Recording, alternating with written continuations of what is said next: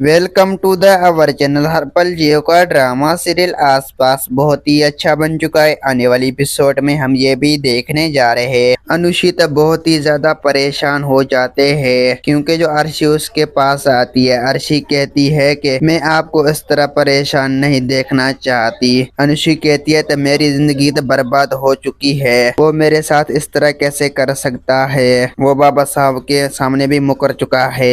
ये बात सुनकर अर्शी कहती है तो मुझे तो पहले उस बात पर शक था, वो आपसे मोहब्बत नहीं करता, वो सिर्फ और सिर्फ आपकी इज्जत का खेल रहा है। ये बात सुनकर अर्शी कहती है मैं उसे कभी भी माफ नहीं करूंगी। ये बात सुनकर अर्शी कहती है बाबा को चाहे पता चल चुका है, बाबा ने उससे बात की है, अगर वो तुमसे मोहब्बत करता शायद वो शादी की हामी भर लेता। ना ही वो तुमसे मोहब्बत करता है, ना ही वरी तुमसे शादी, वो सिर्फ और सिर्फ तुमसे नफरत करता है। तुम आज की बात तुम भी उसका नाम ज़हन से निकाल दो, तुम भी उससे नफरत ही करोगी। ये बात सुनकर अनुषी बहुत ही ज्यादा परेशान हो जाते हैं। अनुषी कहती है मैं तो उससे बगैर कभी भी नहीं रह सकती, बस तुम बाबा से कहे तो वो उसे बात करे, अगर बाबा उसे बात नहीं करेगा तो सब कुछ खत्म और तबाह हो जाएगा, मेरी जिंदगी भी तबाह हो जाएगा। ये बात सुनकर अर्शी बहुत ही ज्यादा परेशान हो जाते हैं। अर्शी कहती है तुम्हें तो इस तरह नहीं करने चाहिए, जिंदगी तो अभी खत्म भी नहीं हुई। ये बात सुनकर अनुषी बहुत ही ज्यादा गुस्से में होता है। अनुषी कहता है आप भी छोटा भाई शाम कर रही हैं, अच्छा कह रहे हैं, उसकी जिंदगी को बर्बाद कर रही हैं। ये बात सुनकर अर्शी तो बहुत ही ज्यादा परेशान हो जाती है। अर्शी कहती है मैं शादी वहीं पर करूंगी जहां मैं चाहता हूं और बाबा भी चाहेंगे।